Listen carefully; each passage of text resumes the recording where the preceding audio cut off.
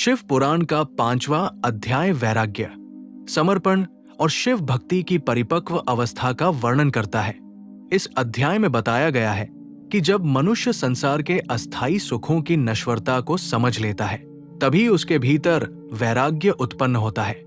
ये वैराग्य पलायन नहीं, बल्कि जीवन को सही दृष्टि से देखने की शक्ति है। शिव पुराण सिखाता है कि जो व्यक्ति संसार में रहते हुए भी आसक्ति से मुक्त हो जाता है, वही सच्चा साधक है। इस अध्याय में यह स्पष्ट किया गया है कि भगवान शिव भक्तों की परीक्षा लेते हैं, पर यह परीक्षा दंड नहीं, बल्कि कृपा होती है। कठिन परिस्थितियां मनुष्य के भीतर छिपी श्रद्धा, धैर्य और विश्वास को जागृत करती है।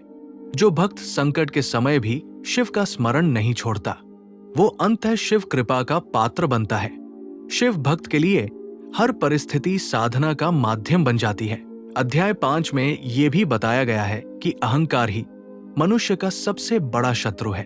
जब तक व्यक्ति स्वयं को कर्ता मानता है, तब तक वो बंधन में रहता है। शिव भक्ति अहंकार को धीरे धीरे समाप्त कर देती है और भक्त को ये बोध कराती है कि सब कुछ शिव की इच्छा से ही घटित होता है।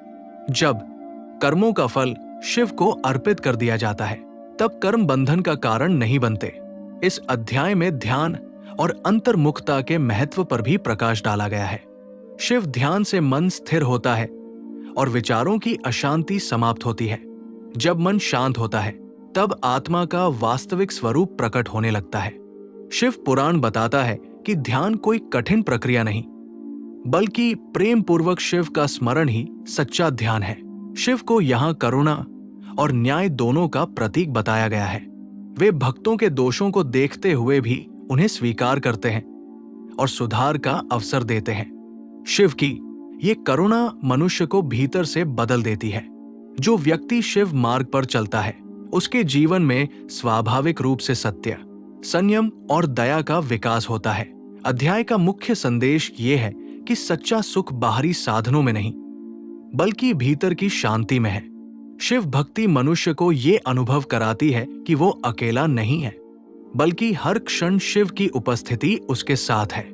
जब भक्त पूर्ण विश्वास और समर्पण के साथ शिव को अपना लेता है, तब भय, चिंता और दुख स्वतः समाप्त हो जाते हैं। यही शिव पुराण के 5वें अध्याय का गूढ़ और कल्याणकारी सार है।